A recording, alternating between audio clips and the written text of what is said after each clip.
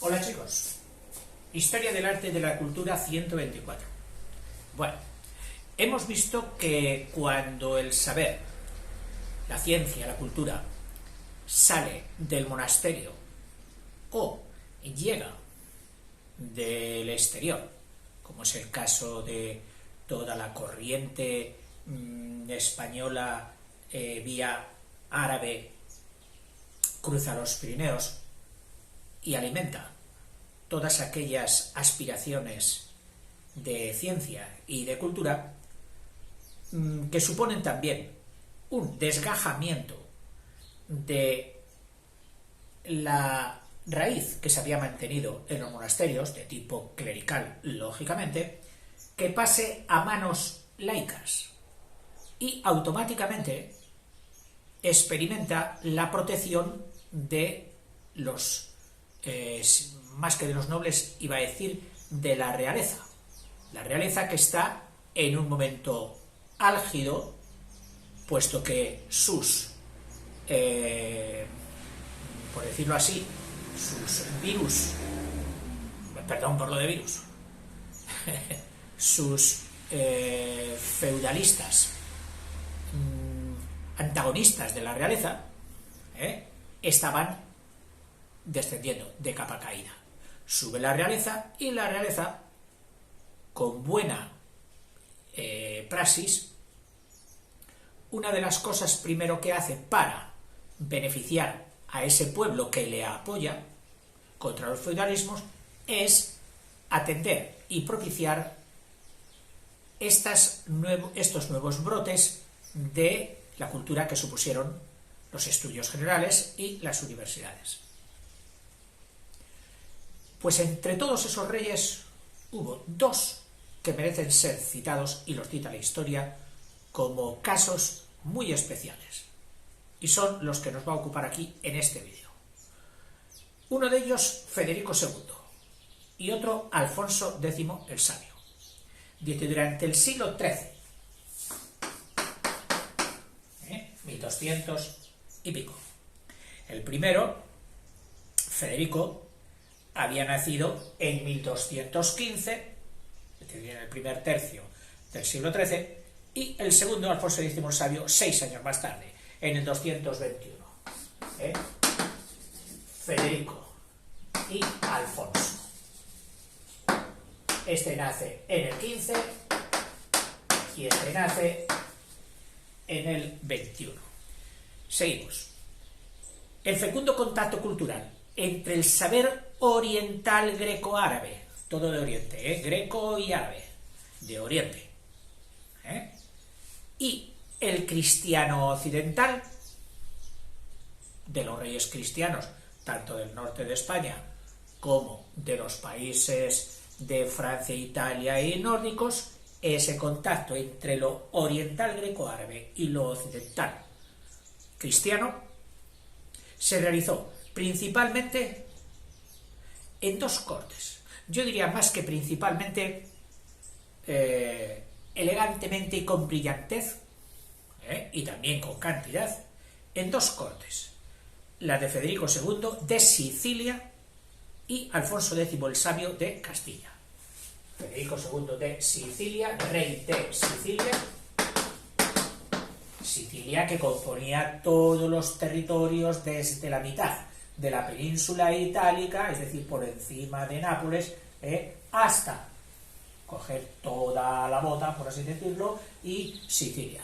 Entonces todo aquello constituía el reino de Sicilia, que era un reino que había heredado el rey Federico II, que también era emperador del imperio, ¿cómo era el imperio de Carlomagno? Y ahora no me sale, bueno, ya me saldrá. Del gran imperio romano-germánico, no, ¿cómo era? Bueno, ya me vendrá a mí ahora. O bueno, nos lo va a decir el libro, la señora. Pasamos a Federico II de Hohenstaufen. Federico II de, a ver, copiando literalmente, Genstaufen. Perdón para los que lo sabéis pronunciar, y yo no. Rey de Sicilia y emperador de Alemania, que nace en el 15 y vive hasta el 50. Y alguno dirá que pocos. Bueno, pues eran vidas de aquella época, que del 15 al 50 son 35 años. Y en 35 años habían llevado una vida llena, plena.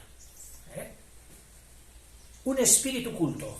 Él era un espíritu culto y gran admirador del saber musulmán. Y admiraba el saber musulmán. Estuvo en contacto con los más preclaros pensadores de su tiempo y atrajo a su corte a sabios de diversas nacionalidades, convirtiendo no a Nápoles, que hoy evidentemente sí que es la ciudad más importante de ahí, sino a otra ciudad que está al sur de Nápoles, que era Palermo, que sigue estando preciosa Palermo, pero en aquel tiempo era donde él sentó su corte de rey de Sicilia. Bueno, pues hizo de Palermo en un brillante foco cultural. Fomentó la traducción ¿de qué? De obras árabes. Fundó la Universidad de Nápoles. Eso sí, mira, estando en la corte, funda la Universidad de Nápoles en el 224. En 1224. Y bajo su égida, es decir, bajo su mando, bajo su dirección, alcanzó gran desarrollo la Escuela de Medicina de Salerno. Es decir, Salerno, no es Palermo, Salerno,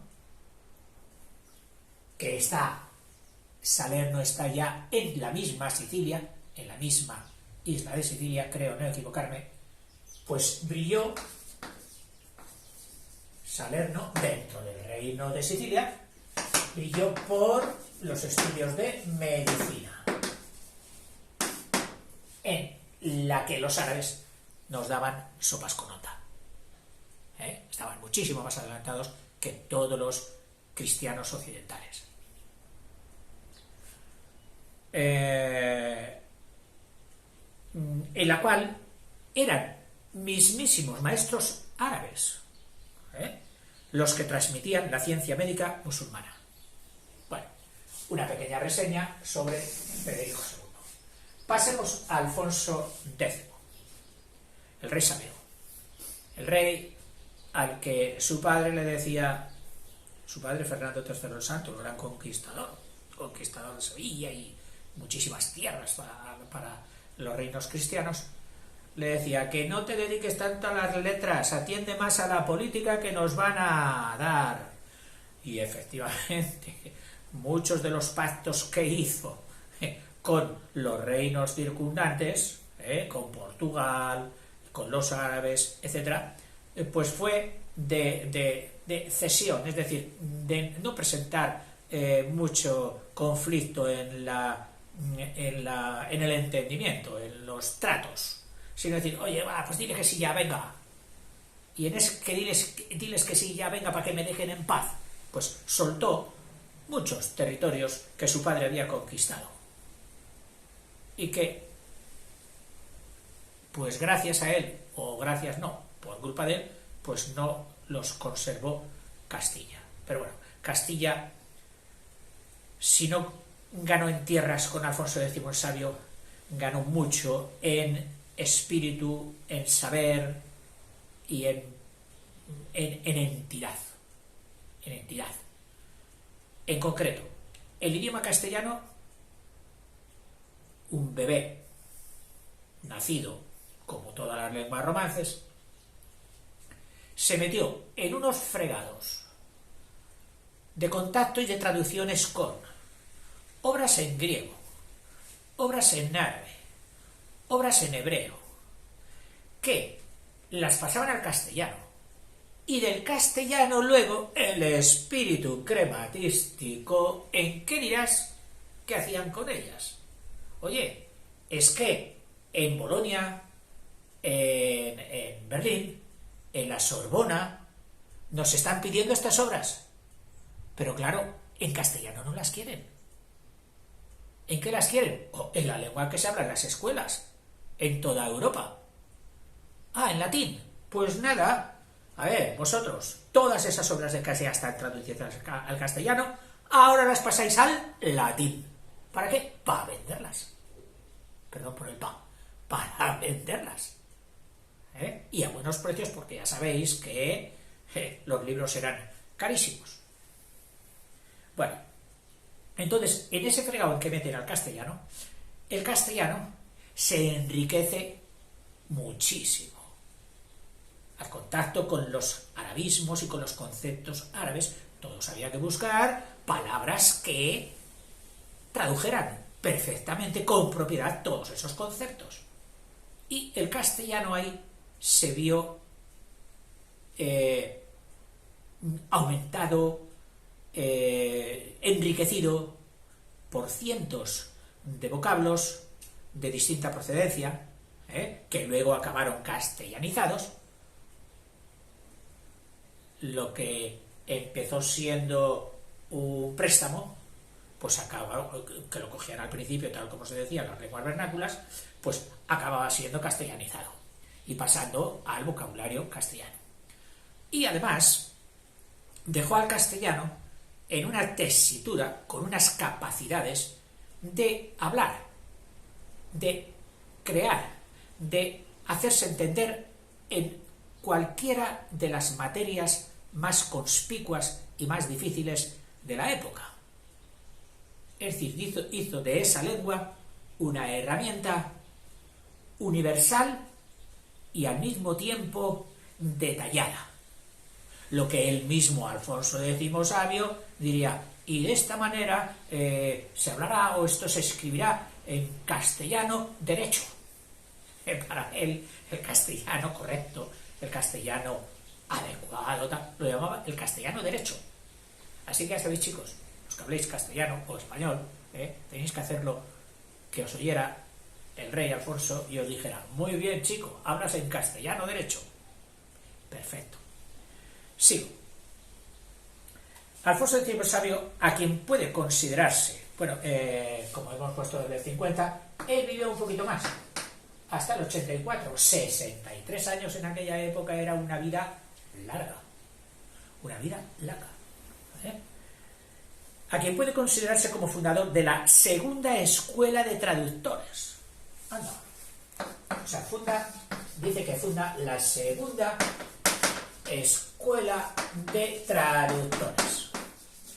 Bueno, esta segunda escuela, primero, ¿por qué la llaman segunda? Porque ya antes, en el 1085, esta ya veremos cuando la funda, por así decirla, realmente no es que tenga una fecha de fundación. Dice que la mayor actividad la mantuvo estos estudios en Toledo, de traductores de Toledo, se mantuvo entre los años 250 y el 284, que es la muerte de Alfonso X. Primero, ¿por qué la llaman segunda? Porque con anterioridad, en el año 1085, nada menos, hay bastante diferencia, en el año 1085, un arzobispo de Toledo, muy entregado a la cultura y muy interesado, iba a decir otra vez a la cultura, pero esta vez quería decir que de mente abierta, porque el que ama la cultura no mira de dónde procede, no mira, como decía Don Sentop, si es un humilde Azor, si es humilde porque tiene un nido humilde, el Don Sentop, el judío de Carrión, que decía que las verdades son tan verdades, las diga quien las diga, aunque sea un judío de Carrión como era él. Y ponía el ejemplo, dice, no es menos importante el Azor, la reina de las aves, porque en vil nido siga, ni las verdades, creo que decía, ni las verdades, porque judío las diga. Qué bonito rimaba. Bueno, pues este arzobispo en el 1085, que tiene un apellido, quiero entender que sería francés, que se llamaba Raimundo de, y esto me parece muy francés, Sauvetat, que si fuera francés pues habría que leerlo Sauvetat, Sauvetat, que siendo auténticamente culto vio que los árabes sabían un montón y entonces dijo, vengan aquí, y él fue de los que aprovechó la tolerancia que en aquel momento los reyes cristianos tenían con las otras culturas árabe y judía, que hicieron y acuñaron, no sé si entonces ya, pero ha quedado acuñada la frase como Toledo, la ciudad de las tres culturas, que siempre se pone de ejemplo como estas tres culturas que han manifestado por activa y por pasiva que no se tragan. No era imposible que se tragaran y vivieran juntas. Y se pone siempre el ejemplo de Toledo. Pero es cierto, claro, que de las tres siempre era una la que imponía sus normas. Y si las otras dos pasaban, pues qué bien nos llevamos, qué amigos somos. Claro. Si eran los árabes, pues los árabes se llevarían bien con los cristianos que pasaran por sus postulados. Y si eran los cristianos, pues los cristianos verían bien a los árabes que pasaban por sus postulados. Evidentemente. El mundo hebreo no lo cito los judíos porque ellos no tuvieron dominio geopolítico por estas latitudes. No fue el caso de que ellos pudieran imponer. Ellos imponían su ley con la money, con los préstamos. Movían el mundo con el dinero. Bueno, sigo. Este Raimundo de Sauvetat había hecho ya una escuela de traductores de Toledo. Entonces, esto no seguramente decaería, tendría momentos de más esplendor y de menos esplendor. Pero de aquí salían ya muchos libros, es decir, era como una editorial. Muchos libros hacia el exterior. Había demanda de libros, había un auténtico comercio de libros. Y Europa quería saber si la sabiduría estaba en Oriente. Tanto Raimundo de Sauvetat I como Alfonso X luego procuró que esa corriente llegase.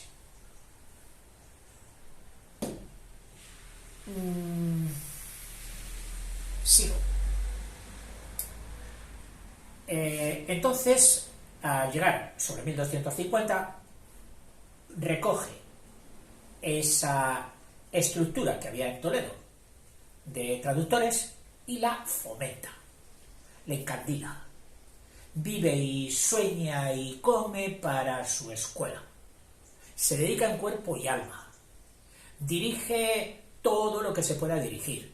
La programación de las traducciones, los comentarios, las lenguas que ve. Incluso toma participación en algunas de las obras más importantes, como es el de las 7 partidas, el libro de juegos, e incluso tocado por la varita de la musa de la poesía, compone esas maravillosas cantigas de Santa María en gallego, porque aunque el castellano estaba en plena alza como el idioma del saber, el río grande donde van a parar otras lenguas, y de donde sale como un afluente el latín, Pasmaqué, que había sido la madre de él, pero eso fue lo que sucedió en esta época, pues había una lengua cantarina, una lengua melódica, una lengua dulce, que era el gallego, que era la que consideraban los poetas mejor para hacer sus poesías, para que resultaran más eufónicas.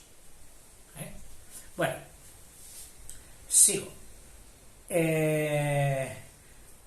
Sobre Alfonso X el Sabio, si quieres saber más, tenemos en la serie de literatura, tenemos algún vídeo dedicado plenamente a él, creo. Y ahí pues doy más detalles de lo de las cantigas y de las otras obras. Aquí estamos hablando del fenómeno de expansión cultural que supuso en relación con este primer renacimiento del medievo, de la última parte del medievo. Hace la segunda escuela, hace como una segunda escuela de traductores. Los comentarios que he leído dicen que en realidad esta segunda escuela se le viene dando, o se le da por parte de los libros, manuales, como un centro y un movimiento único, unitario y centrado en Toledo, y parece ser que no fue así, que ni fue tan unitario, es decir, que estuvo más disperso por otros puntos de la península, y tampoco fue tan determinante, tan explosivo y tan dominante, por así decirlo, respecto a los otros centros, porque nos va a hablar de otras ciudades donde mediante estudios generales y escuelas de traducción se hacía también en aquellos momentos, fomentadas, eso sí, también por el rey, porque el rey era el rey de toda la zona cristiana de la península, pero en otras zonas, no solo en Toledo. O sea, no le merma esto valor a Alfonso X, sino yo diría que se lo incrementa todavía el haber propiciado esta fiebre cultural de traducción, de traer lo mejor de lo mejor a nuestro país, no solo en Toledo, sino allí donde se dieran las condiciones. Y si se daban en Sevilla, pues en Sevilla, que se traduzca y se haga todo lo posible. Y si se daba en Murcia, que fueron dos de los centros, además de otros. Bueno, pero voy a leer ya, que estoy aquí soltando trapo, voy a centrarme más a lo que diga nuestra doctora María Comas. Dice: fundador de una segunda escuela de traductores, cuyo principal foco radicó también en la ciudad del Tajo, en Toledo. Concibió y realizó en gran parte la ingente empresa de dar a conocer en lengua vulgar, en castellano, o sea, en romance castellano, las grandes obras de la civilización oriental.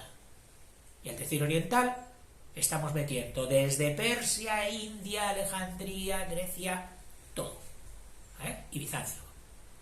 Para ello reunió a su alrededor un gran número de colaboradores, entre los que había judíos, musulmanes, mozárabes y cristianos. Mozárabes eran los árabes que habían pasado, los que habiendo vivido en el zona arábiga, en zona dominada por árabes, habían huido, habían atravesado la frontera y habían ido a los reinos cristianos. Y entonces esos eran los mozárabes, pero eran cristianos, que es diferente de los mudéjares. Los mudéjares eran musulmanes, que habían pasado la frontera y trabajaban en la zona cristiana. Dice: los cuales, atentos, en Murcia, Sevilla y sobre todo en Toledo, se afanaron en aportar materiales para la gran empresa científica que era inspirada y dirigida personalmente por aquel monarca. Pero la labor de Alfonso y sus colaboradores no se limitó a hacer meras traducciones, de calco, traduzco y pego, que diríamos hoy. No, como en la etapa anterior. Se había hecho como en la etapa anterior de la creada por Raimundo de Sobetán, sino fue especialmente de selección, es decir, de todo lo que llegaba, estos no, selección y recopilación, para que no se pierdan esas obras, recopilar todas, sí, aquí, recopilarlas en tomos, a veces agrupadas, etc.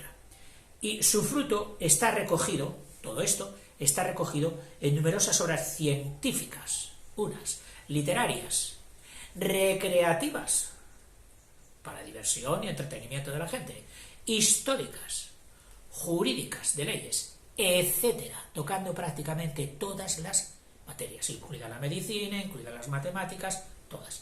Entre las obras científicas alfonsíes, que así se llaman, se destacan las astronómicas, sobre astronomía, como los libros del saber de astronomía, que así se llamaron, libros del saber de astronomía. Y ahora nos hace una pequeña semblanza del rey sabio, donde vuelve a repetir otra vez ideas que acaba de decir, pero bueno, ya estamos acostumbrados a repetir. El rey sabio fue la figura más culta de su tiempo, y su labor en todas las ramas del saber verdaderamente gigantesca. Este monarca, por cierto, que recuerdo que en el vídeo de literatura te dije que debía este amor a la cultura a su madre, y a su aya, a la que le cuidaba de pequeño, que era gallega, y de ahí aprendió la lengua gallega. Sigo.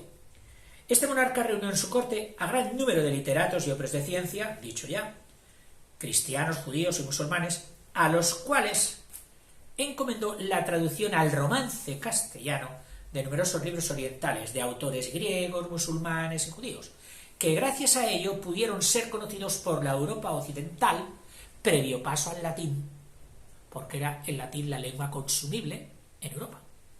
España fue en su tiempo, y debido a su loable labor, el punto de contacto, un crisol, donde lo mismo que se juntan dos electrodos, en España esos dos electrodos hicieron saltar la chispa de la comunicación entre la literatura y la ciencia de Oriente y la cultura latina occidental. Un amplio puente, por donde se comunicaron ampliamente ambos mundos culturales. Ayudado Alfonso X por numerosos colaboradores, cuya labor dirigía y enmendaba personalmente, oye, eso no, corrígelo, quítalo, que eso no me gusta, más bien vete por este lado. Personalmente, estaba al tanto de todo lo que se hacía. Escribió e inspiró numerosas obras que pueden clasificarse en los siguientes grupos. Bueno, y te las he citado algo, pero puesto que ahora parece que las quiere dar más relevancia, pues dice grupos, o sea, grupos de obras científicas, históricas, legislativas, recreativas y poéticas. Fruto de la actividad científica de su corte son, y ahora cita a algunos libros, que no estaría mal, aunque yo me quedo siempre con la tranquilidad, te lo digo en serio, de que, aunque cometa errores, que a veces los cometo, aunque mi mensaje o mi traspaso sea insuficiente, me quedo con la tranquilidad de que detrás de ti tienes la biblioteca más enorme del mundo que ha existido jamás, donde si quieres, y de una forma muy fácil, solo con este dedito, puedes abrir infinitos casi libros que te ampliarán y te completarán esto, pobre o escaso, que yo te esté comunicando aquí. Y con esa tranquilidad, pues mira, duermo por las noches. Sigo. Estos libros, cortes son los libros, y esto ya todo entre comillas porque son los títulos. Libros, por supuesto mayúscula, libros del saber de astronomía. Unos. En concreto habla ahí de dos famosos instrumentos, el astrolabio y el cuadrante, que servían para orientarse en el mar, con los astros, con las estrellas, etc. Las tablas astronómicas. Tablas astronómicas. Con multitud de datos para reconocer y ayudar a la orientación de los astros y de las estrellas, que también han sido llamadas tablas con su nombre, alfonsíes, que es el adjetivo que le han sacado a Alfonso. El libro de la esfera y el lapidario. Libro de la esfera y el lapidario.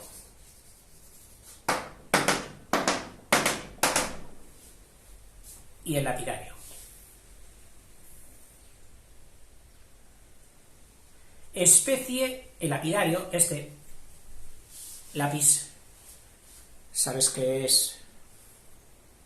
Piedra, lápida. Y con piedra lápida pues viene lo de mineral, que era una especie de libro de mineralogía, donde se describían muchos minerales, metales y otras sustancias en el lapidario. Obras históricas notables, o sea, esas eran de astronomía y mineralogía, por así decirlo. Otras obras que se hicieron allí, se acuñaron allí, pues de historia. Mira, la grande general. Fíjate que la E latina todavía no había evolucionado, el latín era ET.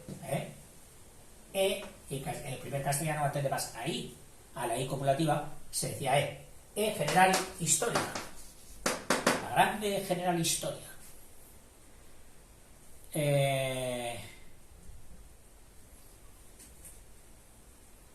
La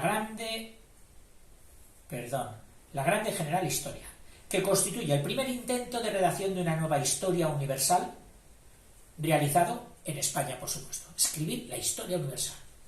Ese fue el intento que quiso hacer aquí. Otra, Crónica General de España. Esta ya centrada en la península. Crónica General de España. Llamada Primera Crónica General, para distinguirla de otras compilaciones posteriores que dio origen. O sea, la Crónica General de España dio origen a otras de su talante, pero ampliadas, precisadas y suponemos que mejoradas. Entonces a esta se la llama también Primera Crónica.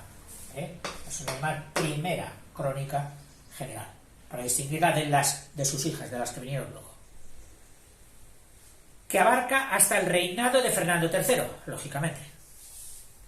¿Por qué digo que abarca hasta el reinado de Fernando III, lógicamente? Porque era su padre. Era lo que él había vivido con su padre, Fernando III. Habiendo sido terminada después de la muerte del rey. Es decir, no se acabó en vida de Alfonso, sino que se terminó luego, en el reinado de Sancho IV. Una particularidad notable de esta crónica es que en su texto se incorpora, esto es muy curioso y muy bonito, que en su texto, en el texto de esta crónica, metieron cantares de gesta, poemas. Dice, es que en su texto se incorporaron cantares de gesta prosificados. Es decir, ya no tenían la estructura aquella de la cuadernavía o el verso alejandrino de 14 sílabas en que se escribían los cantares de gesta, sino que había sido prosificado, es decir, reducido a prosa, pero con escasos cambios.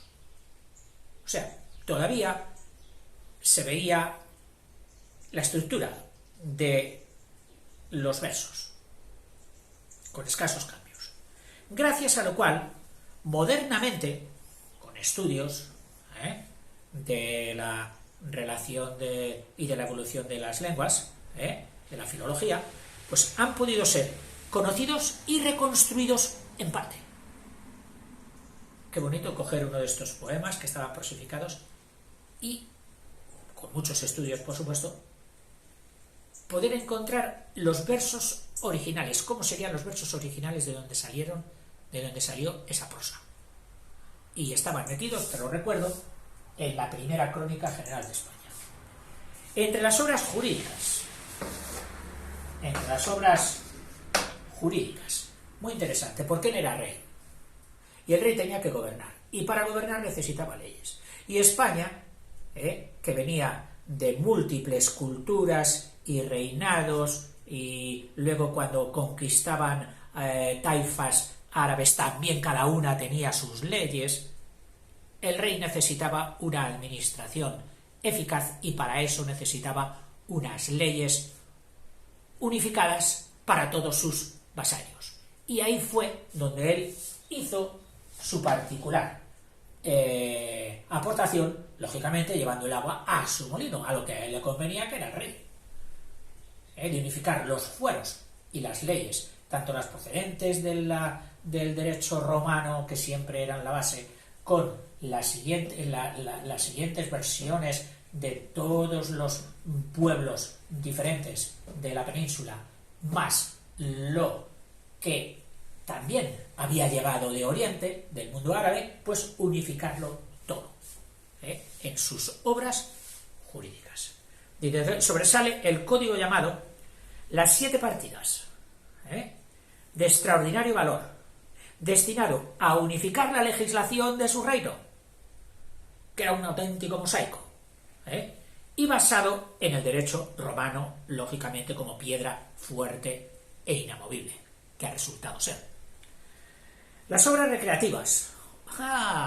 Este rey sabía también de qué va esto, y sabía que para reinar tenía que dar panem et circensis, entretenimiento, y que un pueblo que tiene comida y tiene entretenimiento es un pueblo fácil de gobernar.